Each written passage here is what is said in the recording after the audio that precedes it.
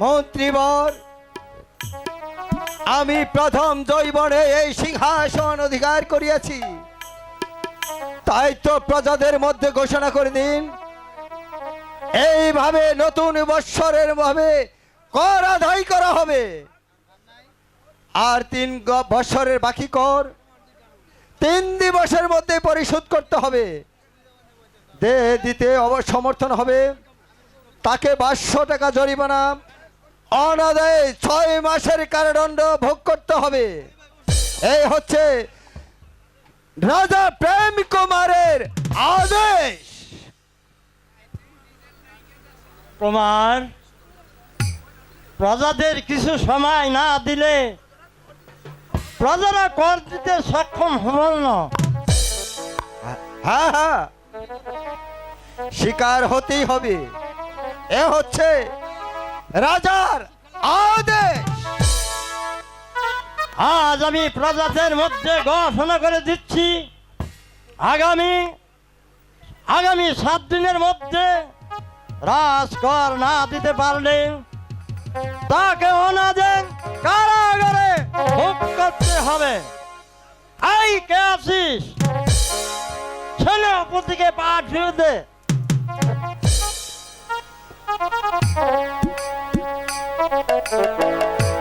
শোনেন সেনাপতি মশাই, আপনি ওই চাষিদের মাঝে জানিয়ে দিন 3 দিবসের মধ্যে বাকি কর রাজভাণ্ডারে জমা দিতে না পারলে রাজভাণ্ডারে জমা দিতে হবে। আর যে দিতে অসমর্থ হবে তাকে 500 টাকা জরিমানা দিতে হবে। অনাদায়ে 4 মাসের কারাদণ্ড ভোগ করতে হবে।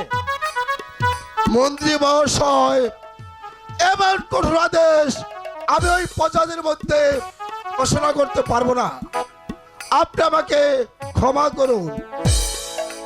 এ যে নতুন রাজার আদেশ, অবশ্যই আপনাকে পালন করতে হবে।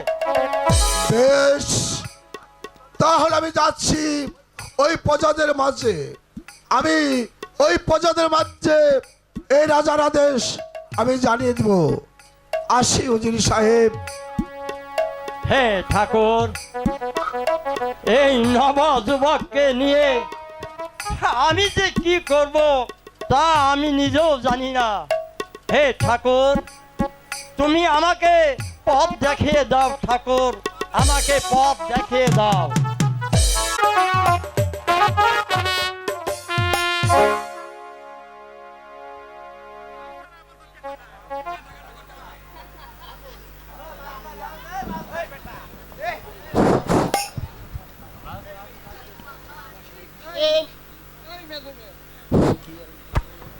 হ্যালো মেজু মিয়া,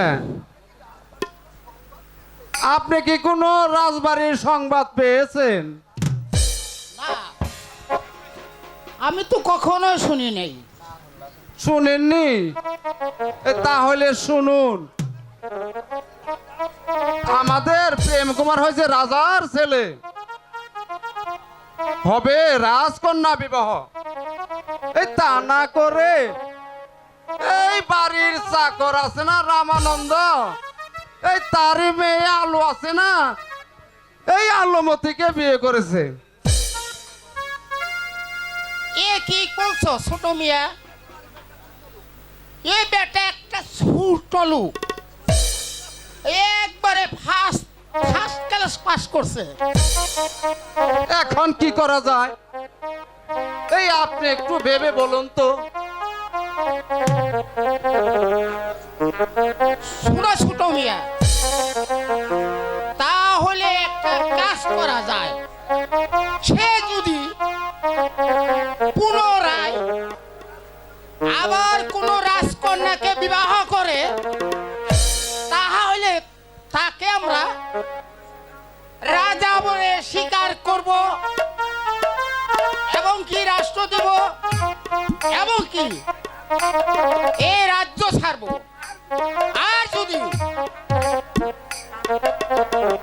সে কোনো রাজকন্যা বিবাহ না করে, তাহলে এ রাজ্য থাকবো না।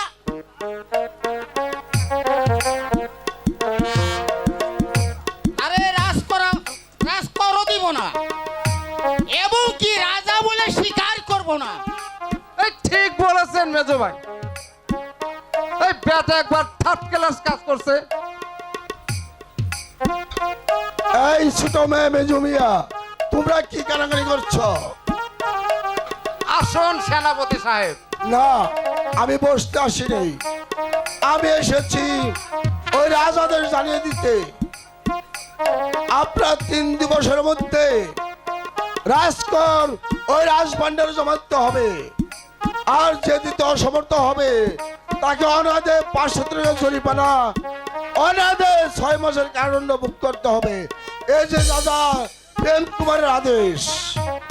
এই যান যান মহাশয়, আপনার রাজাকে বলবেন এই প্রজারা আপনাকে কর দিবে না, এই এবং কি এই রাজ্য থাকবে না।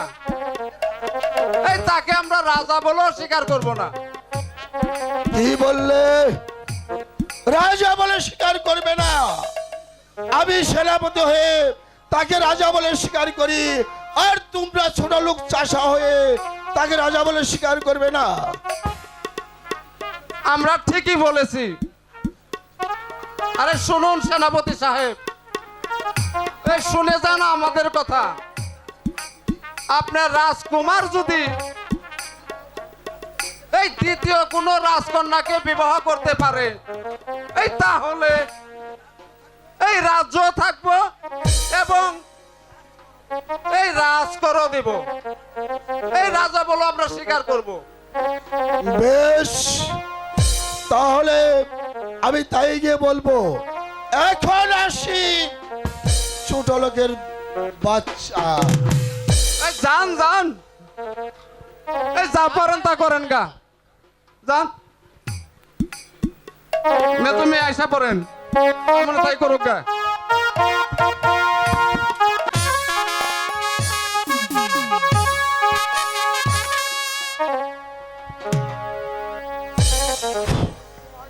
বলো কুমার, সেনাপতি যে এখনো এলো না, তাহলে কি কোনো অমঙ্গল ঘটেছে? মহারাজের জয় হোক, মহারাজের জয় হোক। একই সেনাপতি মহাশয় চুপ করে রইলেন যে, তাহলে প্রজাদের মধ্যে কি কোনো অমঙ্গল ঘটেছে? না মহারাজ, শারীরিক কোনো অমঙ্গল ঘটেনি, কিন্তু কিন্তু কি ভেঙে বলুন। মহারাজ, সে কথা বলতে জানো আমার সাহস হচ্ছে না। আপনি নির্ভয়ে বলুন, আমি আপনাকে অভয় দান করলাম। মহারাজ, প্রজারা দাবি জানাচ্ছে যে আপনি গরিব প্রজা কন্যা বিবাহ করেছেন, তাই বলে তারা রাজকর দেবে না, এবং কি আপনার রাজ্যও থাকবে না। আরো কিছু বলেছে? বলেছে মহারাজ, আপনারা তাকে রাজা বলেও স্বীকার করবে না। রাজা বলে স্বীকার করবে না? আমার এ রাজ্যে বাস করবে, আমাকে রাজা বলে স্বীকার করবে না? ভেঙে দেব প্রজাদের দর্প, ভেঙে দেব প্রজাদের গর্ব। আমি তাদেরকে দেব প্রাণদণ্ড। ধৈর্য ধরো কুমার, ধৈর্য ধরো, এত চঞ্চল হলে চলবে না। না মন্ত্রী মহাশয়, আমার প্রাণে যার সহ্য হচ্ছে না। আমি এই রাজ্য জ্বালিয়ে পুড়ে ছারখার করে দেব। শুনুন সেনাপতি মহাশয়, মহারাজ আরো বলেছে সাধারণ শূন্য বাহিনী পাঠান এক এক করে 10,000 করে। বুঝে নেবে প্রজারা, রাজা বলে অস্বীকার করার শাস্তি কত ভয়ঙ্কর। হ্যাঁ মহারাজ, আমি আপনার কথা মতো একদিকে 10,000 কন্যা সৈন্য পাঠাবো, আপনার আদেশ আমি অক্ষরে অক্ষরে পালন করব। তাই করতে হবে। আমি চাই প্রজাদের গর্ভ আমি ভেঙে দিতে চাই। যান যান, এই মুহূর্তে আপনি সৈন্য প্রেরণ করুন। আমি তাই যাচ্ছি মহারাজ, আমি তাই যাচ্ছি। পুত্র প্রেম, এত সৈন্য কোথায় প্রেরণ করছো বাবা? রাজ্যে কি কোনো যুদ্ধ বেঁধেছে? হ্যাঁ মা, কারো সঙ্গে যুদ্ধ বাজেনি, তাহলে কিন্তু যুদ্ধর চেয়েও যে অনেক বেশি মা। আমি ওই গরিবের মেয়ে বিবাহ করেছি বলে প্রজারা আমার সাথে বিদ্রোহ ঘোষণা করেছে। আমাকে রাজকর দেবে না, আমাকে রাজা বলে স্বীকার করবে না, এমনকি তারা আমার রাজ্যও থাকবে না। এই কথা শুনতে না পেরে আমি যে শূন্য প্রেরণ করেছি মা। মা বলে দিন মা, এখন আমি কোন পথে যাব? ভুল করেছো পুত্র, বড্ড ভুল করেছো। আমাকে জিজ্ঞাসা না করে সৈন্য প্রেরণ করা তোমার মোটেই উচিত হয়নি। যাও পুত্র, এক্ষুনি এই মুহূর্তে মন্ত্রী মহাশয়কে আদেশ দাও, সৈন্য ফিরে আনার ব্যবস্থা করেছে। মা, মানুষের হৃদয়ে একটি মাত্র স্থান, সেইখানে আমি একজনকে বসিয়েছি মা। তুমি আমাকে ক্ষমা করুন মা। আমি এ কাজ কিছুতেই করতে পারবো না মা। পুত্র প্রেম, তুমি কি ভুলে গেছো? তুমি কি ভুলে গেছো সেদিনের কথা, যেদিন এই সিংহাসনের সামনে দাঁড়িয়ে তোমার পিতার হাতে হাত রেখে প্রতিশ্রুতি দিয়েছিলে প্রজাদের সুখে থাকবে তুমি সুখী, প্রজাদের দুঃখে থাকবে তুমি দুঃখী। আর তাছাড়া সামান্য একটা নারীর মোহে পড়ে তুমি কি অমান্য করতে চাও মাতৃআজ্ঞা? মা, মাতৃআজ্ঞা রক্ষা করতে এই পঞ্চপাণ্ডব ধ্রুপদীকে করেছিল পঞ্চপাকে বিভক্ত, আর রামচন্দ্রকে দিয়েছিল বনবাসে। আমি কেন পারবো না মাতৃআজ্ঞা রক্ষা করতে? মা, আমার অপরাধ ক্ষমা করুন মা। আমি বিবাহ করতে সম্মতি আছি মা। পুত্র প্রেম, আমি যে নিরুপায়, মা, আমি তো তোমার মা, তাই তো তোমার ব্যথা আমি বুঝি বাবা। কিন্তু রাজ্যের মঙ্গলের জন্য তোমায় যে দ্বিতীয় দ্বার গ্রহণ করতে হবে পুত্র। মা, মন্ত্রী মশাই, বলুন রানীমা। আপনি এক্ষুনি এই মুহূর্তে সারা রাজ্যময় তন্ন তন্ন করে খুঁজে দেখবেন কোন রাজার রাজকন্যা আছে কি না।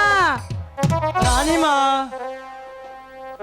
আমি জানতে পারলাম ওই শান্তিপুর রাজ্যে রাজের একটি কন্যা আছে। আমি তার সন্ধান নিয়েছি রানীমা।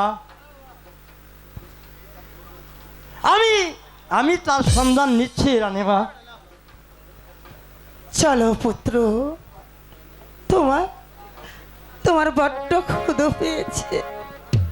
তাই চলো চলুন মা, আমি তোমায় খেতে দেব। তাই চলুন চলো। মা।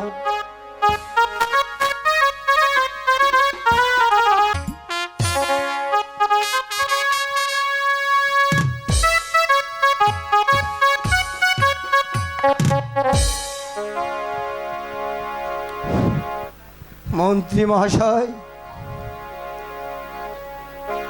আপনি কি কোনো রাজকন্যার সন্ধান পেয়েছেন? কুমার, আমি সন্ধান নিয়ে জানতে পারলাম যুক্তরাজের একটি কন্যা আছে, নাম তার মীনা কুমারী। আমি সেই কন্যার সাথে তোমার বিবাহ ঠিক করেছি। এতে তোমার মতামত কি বলতে পারো?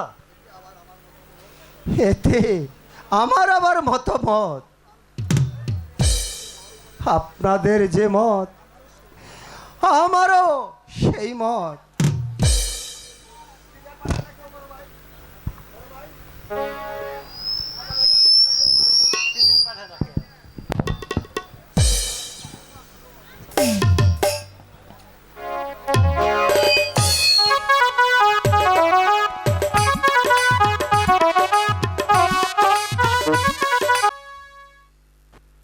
হ্যাঁ, আর আমি এই মুখ পোড়া মিনিষের ভাত খাবো না, আর এই বাড়িতেও থাকবো না।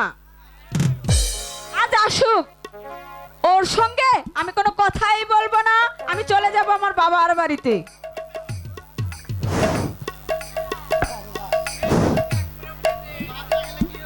আরে ও গিন্নি, বাড়িতে আসো কিনা না পাড়ায় পাড়ায় টলিয়া ঘুরতে চাও?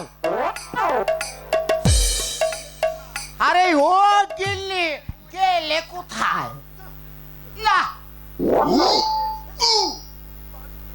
এই বাড়িতে এসে কোনদিনই আইডিয়া গিন্নিরে পাইলাম না, জীবনও পাইলাম না। হ্যাঁ, আরে ও গিন্নি, আরে কোথায় গেলি রে তুই?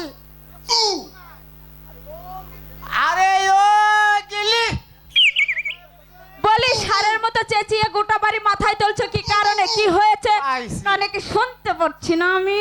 তুমি এই শোনো মুখ পোড়া মিনছে, আমি তোমার সঙ্গে কোনো কথাই বলবো না।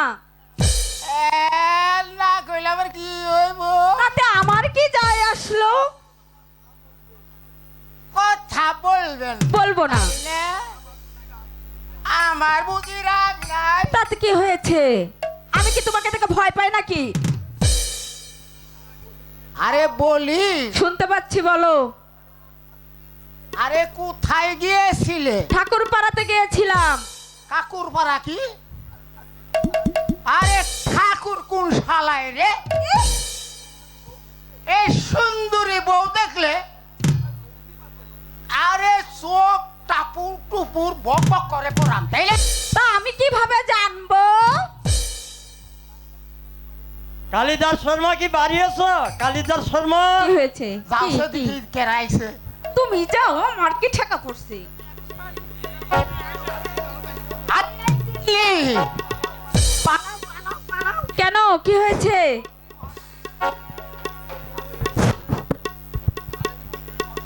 আরে মন্ত্রী মশাই এসেছে। তা কি হয়েছে? তুমি যে সুন্দর টাকর টুকুর করে আটবো, না জানি তাহলে কি? তোমার নজর দিব। পালাও পালাও। আচ্ছা, আমি এখানেই আছি। সর্বমশাই কি বাড়ি আছো? সর্বমশাই,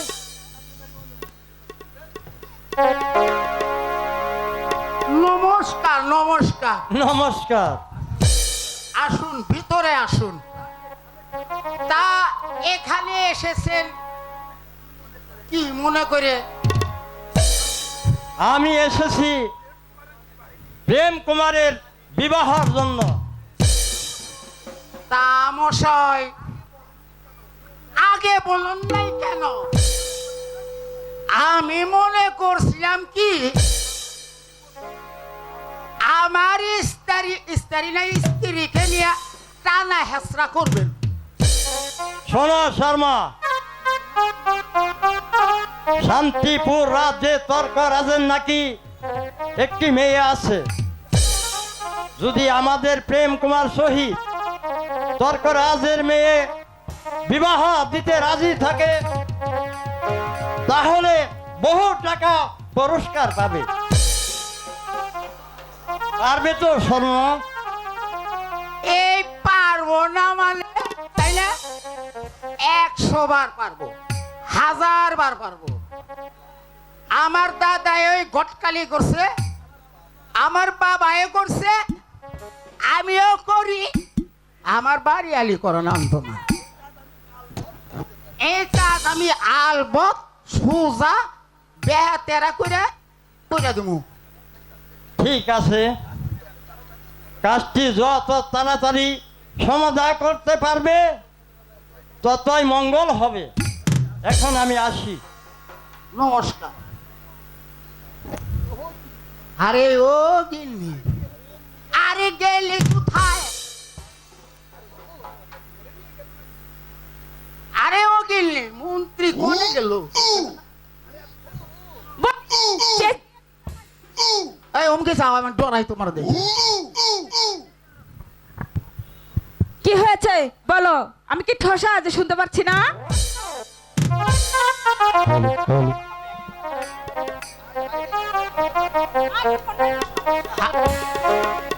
আরে গিন্নি, বলো। আমি তোমাকে গহনা দিব। সত্যি বলছো? 100 বার। সত্যি? পাইছে থাকো। ওরে আমার ভালোবাসো। মা ওগো, কি কি গয়না দিবে? এ হাতের বাইলা, আমার তাই নাকি? এক কনে দিমু, নাকের সুঙ্গি দিমু, ফুল। ফুল। আমি ও সোজা কথা কই। এই কানের মার্কি দিমু, আহারে ভালোবাসা। তোমার মান যাই দিমু, ওরে আমার টুডুলাম। তোমার পায়ে দিমু। ও মা, গিন্নি, আজকে একটা বড় একটা কাজ করে দেবে তুমি আমারে। এই কাজটা যদি সমাধান করতে পারি, বলো। তাহলে বহুত টাকা পাবো। তা তো বুঝতেই পেরেছি। তাই বলছিলাম কি, যাবার পথে যদি আমার মনটা যদি আর কি কয়? কি কয়?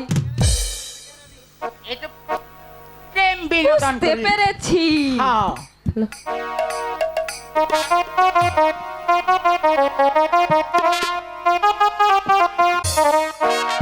ওই আমি নষ্ট মনে নষ্ট চোখে অবুইরা দেখি তোমারে,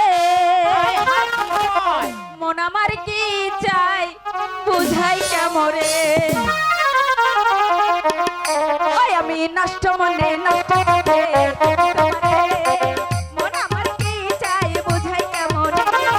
আপনি গুরু আমি শিষ্য, বুদ্ধি আমার কম, আপনি বুঝাইয়া দিলে বুঝিতে সক্ষম। এদিকে আসো।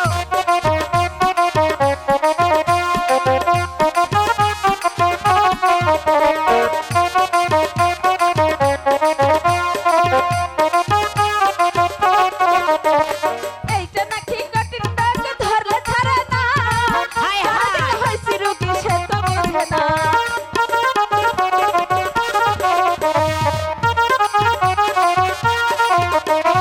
এইটা নাকি কঠিন রোগ ধরলে ছাড়ে না, যার দিকে হইছি রোগী সে তো বোঝে না। আমি নষ্ট মনে নষ্ট চোখে দেখি তোমারে, মন আমার কি চাই বুঝাই কেমনে। নষ্ট মনে নষ্ট চোখে দেখি তোমারে, মন আমার কি চাই বুঝাই কেমনে। এই এই এই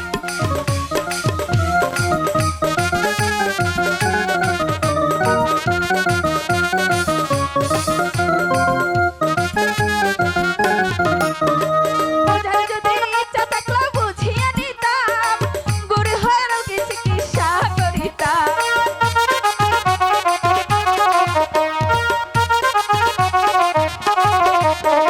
বুঝার যদি সক্ষম থাকতে বুঝিয়ে নিতাম, ডাক্তার হয়ে গুরু রোগের সেবা করিতাম।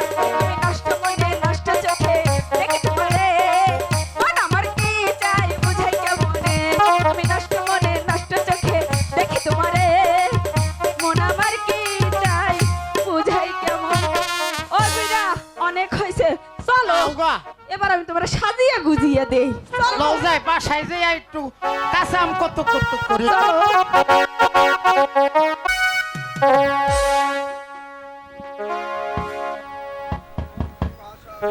মন্ত্রী মশাই, আর কন্যা মিনা কুমারী এখন বিয়ার উপযুক্ত হয়েছে, তাকে দেখে শুনে ভালো একটা সৌভাগ্যের সাথে বিয়ে দিতে হবে।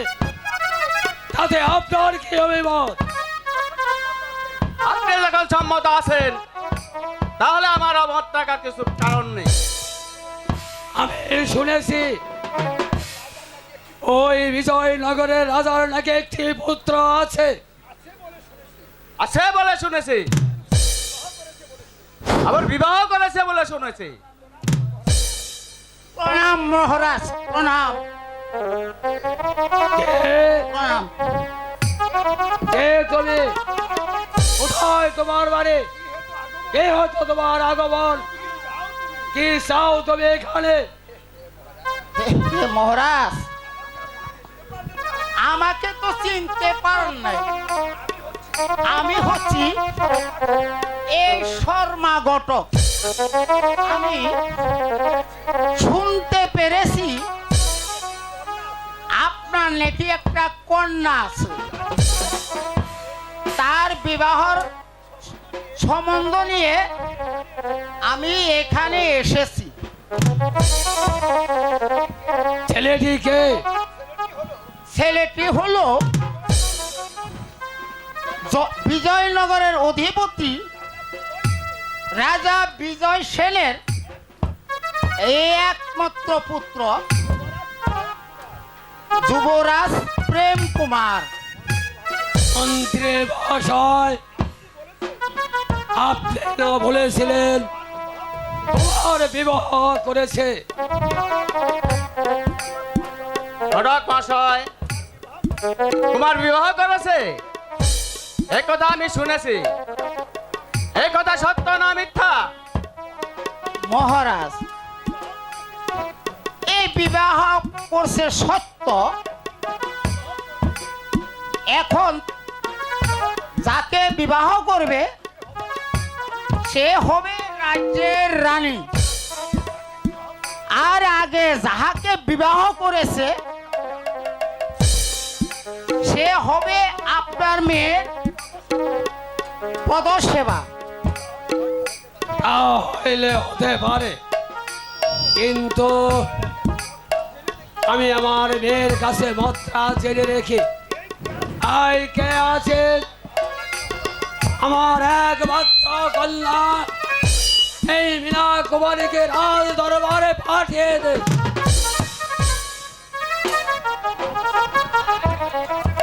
আমাকে কেন স্মরণ করেছেন পিতা?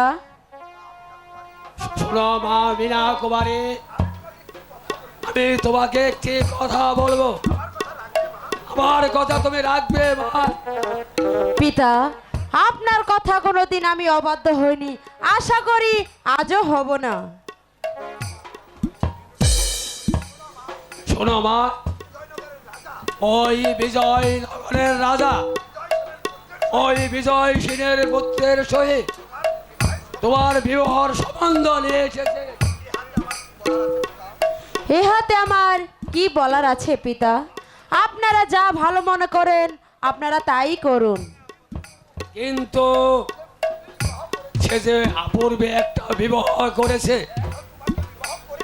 এখন তোমাকে বিবাহ করে তোমাকে কবে ওই রাজ্যের রানী, আর দিনের আগে বিয়ে করেছে সে হবে তোমার পদসেবিকা। পিতা, এই বিবাহ হতে পারে যদি যদি আমার নামে ওই রাজ্যটি লিখে দেন। বাবারে বাবা, বিবাহ হইতে পারে, আমার নামের রাজ্যটা লিখে দেন। ঘটক মহাশয়, বিবাহ হতে পারে যদি আমার মেয়ের নামে ওই রাজ্যটা লিখে দেয়।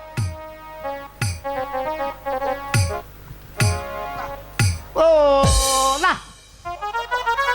তা হবে না, না না না না না না, হবে না হবে না হবে না হবে না। কেন? 100 বার হবে। পিতা, যদি আমার নামে ওই রাজ্যটি লিখে দেয় তাহলে এই বিবাহ হবে, নয়তো না। বেলা কি হবে? হবে হবে হবে, 100 বার হবে, 1000 বার হবে, হবে। ঘটক মহাশয়, তাহলে বিবাহের দিন ধার্য করা হোক। তাহলে আগামী আগামী পরশু দিবস এ গদলি লগ্নে এই সন্ধ্যা 6:30টায় আপনার মেয়ে বিবাহ হবে হবে তাহলে এখন আমি আসি। ঘটক মহাশয়, এই বিবাহে কিন্তু আপনারও নিমন্ত্রণ রইল। আমি তো ওই তালেই থাকি, খাওয়ার আশায় থাকি। তবে এখন আসি, নমস্কার নমস্কার, আসি। মন্ত্রী মহাশয়, এবার যে আমার বিশ্রামের প্রয়োজন।